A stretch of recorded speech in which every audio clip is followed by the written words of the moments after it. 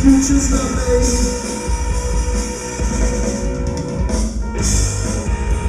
Another situation. So here we are. We're here with Permanence, who would like to make it very clear that they are not a tribute band. They would like to make it. They're a covers project. Hi, I'm Wade. I play drums. I'm Danny. I sing and play guitar and keyboard a little bit. And I'm Linda, and I'm kind of Peter Hook. Yeah. Without the pick.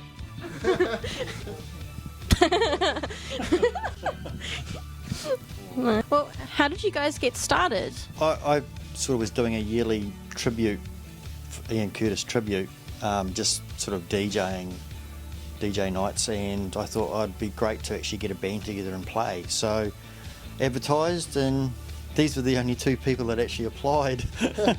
So I'm stuck with them, so I had no choice. I knew Wade through my girlfriend. Yeah, I didn't actually know he was musically inclined, but yeah, Linda. Did you not? Linda was the only person that actually applied to the ad.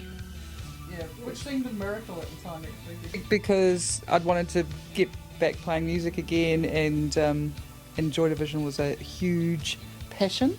So it was, here was me trolling by absolute chance, because I wouldn't do it normally, the old rock shop ads, and someone wanting to play Joy Division, which was the not the done thing in the 80s, but it was like enough time's gone by that we figured we could do that. Yeah, it's cool now. When it would have been, how many years ago? We started 2008. Yeah, I was going to ask how long have you been going for now?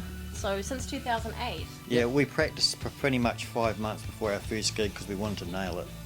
Yeah, wow. Yeah, so we knew that there'd be a lot of people that'd be very critical about how we pulled it off.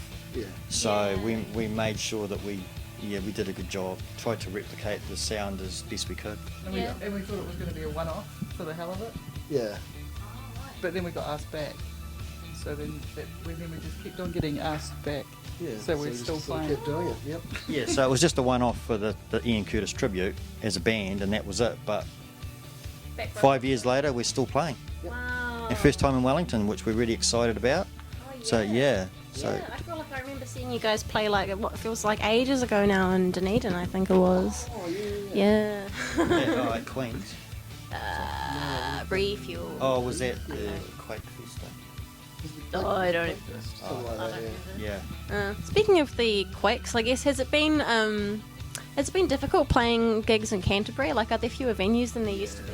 Yeah, it's really hard. Like, there's only really a couple of venues that you can play at, and unfortunately, like, I think people sort of have a bit of an attitude that there's nothing on. So even when there is stuff on, people just kind of don't go out. So it's really hard to get people along to stuff. But so like for a while it was a bit depressing, but we've done heaps of out of town gigs in the last year or so, and it's just been amazing. It's been a good opportunity to get out and sort of expand our audience, as it were. So like you're on tour at the moment, aren't you? So where have you been so far, and like where are you going next, and how's it going and stuff? We use the word tour very loosely. We're playing one city a month. So we played Dunedin last month, we're playing Wellington this month, and Auckland next month, because it takes us that long to recover between gigs. Do you think you've brought your own style into the music, or do you try and keep it as similar as possible? Originally we tried to replicate it exactly, but after doing it for 5 years, we try and maybe extend, add an extra chorus, and also for Dan, he's sort of started altering some of the phrasing and some of the vocal deliveries, so which is really cool, because you can't sing really low and monotone for a whole night. So I think it's quite good. He sort of he changes it up a bit, and it makes it more exciting for us as a band, and it's not too different that people will go, oh no, that was just rubbish, stick to the original. So and so that keeps it fresh. And the fact is that even though we've been doing it for 5 years, we still are really enthusiastic about playing, which is it's just, we thought we would have been sick of it by now, but to be quite honest, I'm just as into it as the first gig. I think that like the fact that we kind of, as we've gone, sort of changed the way that we play things, and we're always sort of messing with new things, and just trying slightly different sounds, that helps a lot. Because new songs now and then as well, yeah. Because I think when you're doing something like this, it's always going to be better if you sort of bring some of your own personality to it, rather than just trying to do it in a real cookie cutter kind of way. So yeah, it definitely makes it more interesting. Do you have a favourite song to play? I have a song that I struggle to play. Transmission is very hard to drum to. Stephen Morris, Joy Division's drummer, was just a machine, and I just don't know how he actually come up with some of those rhythms. And being a little bit older and mature, I find it, especially if I don't warm up properly. But favourite song for me to play would probably be Disorder. Oh man, it's a tough call. I might have to give a couple. I really like doing New Dawn Fades because it's real epic and sparse and it's real intense. And probably Interzone because it's just real cool rock and roll and ridiculous. I quite like playing really early punky stuff. It's fun.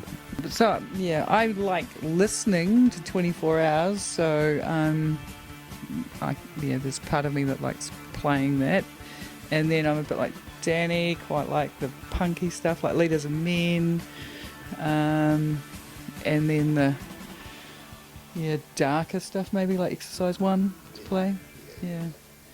But I'm like Wade, we just sort of, you think you're going to be over it and you're not, you just keep playing the songs and it's just always fun. I think it just proves how much you realise how much of a fan you are of the music because you still like playing it so much. What other post-punk bands are you guys into? Well, we were actually in a Cure covers project as well, but it didn't quite work. We had 5 people, and it was very difficult to get those people together at the same time in practice, and so we sort of canned that. We did a few gigs. But I am a big Cure fan. The Smiths. It's mainly 80s stuff. There's not much modern music that I actually really like. To be quite honest, I'm sort of stuck in the 80s, but yeah, Echo and the Bunnymen, and some of the darker stuff like Bauhaus and Sisters of Mercy, I love that sort of stuff, so yeah. Yeah, I was just going to say Echo and the Bunnymen as well are a big one for me. Probably my favourite 80s post-punk band. Chameleons, stuff like Bauhaus, Sisters of Mercy, Susie and the Banshees, The Cure, also a lot of modern stuff, Interpol, White Lies, Block Party, Editors, really like Editors. All the stuff is in that sort of vein, I guess, yeah. Ditto. Echo and the Bunnymen I loved, and still like Editors and things like that. Big fan of Wire and Magazine, and really liked a lot of the experimental kind of, I suppose it's post-punk, like Throbbing Gristle and Cabaret Voltaire and Suicide and Pierre Ubu, that sort of stuff. Approve of all of the above. So how many of you are individually in other bands? No, not me. Just Dan's the only rock star at the moment. I've got another project called Radar Angel. It's kind of, I like to call it post-apocalyptic new wave. It's sort of, I guess you could describe, it's very much driven by 80s fetishism. It's kind of a cross between Depeche Mode with a bit of Nine Inch Nails and kind of Duran Duran kind of poppy silliness as well. It's quite fun, but we're working on the album for ages, but it's like, with uni and everything, it's just, I just keep putting it off. But one day there will be an album. One day I will come and play in different places and it will be super exciting, but yeah, just radarangel.bandcamp.com, that's right, or facebook.com/radarangel. Play it loud, play it clear. Oh, that must keep you pretty busy. This question's a personal one for me. What do you think of all, if you've seen them, what do you think of all the Joy Division rip-off T-shirts that they are selling in shops like JJ's and on the internet and stuff, like if you've seen them? Because I have, certainly everywhere, lots of them. And it's just become, it seems to have become like a bit of a kind of fashion icon thing, like the logo. And is there anything you would like to say to the people who wear these things without actually knowing anything about the band? There was actually a spate of that probably 10 years ago where everyone was wearing Ramones T-shirts, and they didn't know who the Ramones were. But I mean, and I got a bit sort of, antsy about that. But at the end of the day, I mean, people can wear what they want to wear, and I mean, the guy today was wearing an Unknown Pleasures t-shirt, and I stopped him in the street and said, "Oh, there's a Joy Division covers band playing tonight at Bodega. You're going to come?" And he looked at me as if he didn't even know what the hell I was talking about. So obviously he probably didn't know who Joy Division was, but he was wearing the t-shirt. But when I see the shirt, it's such a unique, iconic design that, I mean, I think you could have people that just appreciate art to wear the t-shirt just as an art piece because it is that iconic. So it doesn't bother me. It's like Bauhaus face symbol, it's just as a Mercy symbol. I mean, it doesn't bother me because it's actually cool artwork. Yeah. So, I mean, you can see it from that perspective. You don't need to be into the band. I think like Peter Saville, who's the designer for Joy Division, like his design has been super influential. So I think it's cool because his art's great. So, whatever. Like, I mean, yeah. The Mickey Mouse Unknown Pleasures was That was fantastic. weird. But they pulled it pretty quick, so hopefully not too many people bought those. They'll be worth a bomb on eBay. I go with the all publicity is good publicity, so it gets people maybe curious and talking about it. And then I've actually bought the Crass one, so The Crass one? yeah, I can't complain. What's the Crass one? The weird Crass combination of Crass Mickey Mouse and Yes.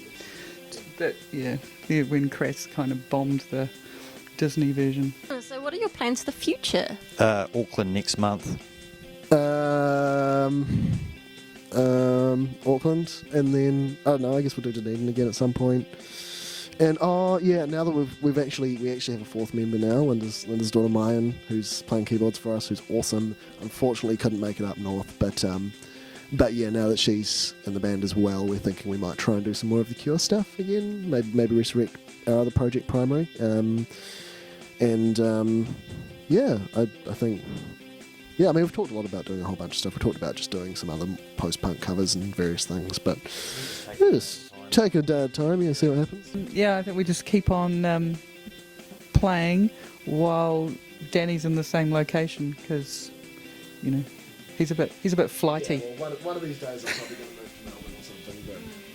Everyone moves to Melbourne. I mean, as long as we get audiences coming to see us play, we'll keep playing. As soon as they stop coming, we'll just end it. Finally, what can the crowd expect from tonight's gig? Well, Dan had these two massive Burger King burgers that was all meat. So you might see him writhing around in pain at some stage with intestinal problems. But, But, I mean, this gig's been 3 months in planning. So we're here. We don't know when we'll be back. So we want to give it our all. And we're playing 2 sets, so we're pretty much playing all of Joy Division material. So, we'll just give it all and play hard and hope people enjoy it and dance as well. We had a bumblebee die on our set list in Nelson, and it died on, what song was... It was 24 hours, it was some depressing shit. Yeah, it was... It died. It was quite bizarre. And did we keep the bumblebee, bring it back with us? No, but at a later gig, some of my friends brought along a dead bumblebee for me to... And I put it in my pocket and I pulled it... I said to the audience, if anyone can guess what's in my pocket, they'll get a prize. And no one did. And then I said... Surprisingly. Indeed. Yep. How could you not know that it was a symbol of the band? It was a good time. It was Ian Curtis's favourite animal. One day I'm going to do a gig dressed as a bumblebee. That will be very exciting. Not a Joy Division gig, you won't. Oh my god, that's so funny. Like yellow stripes with like the Unknown Pleasures style. We could call you Sting. Yeah. That's an idea. Sure. Oh my god, that's so funny. Oh, so much potential. All right, well, I guess that's everything. So thank you very much, you guys, for sitting down and having me ask questions at you. And without further ado, let's get on with the gig. I guess. Say bye. See you later. Bye.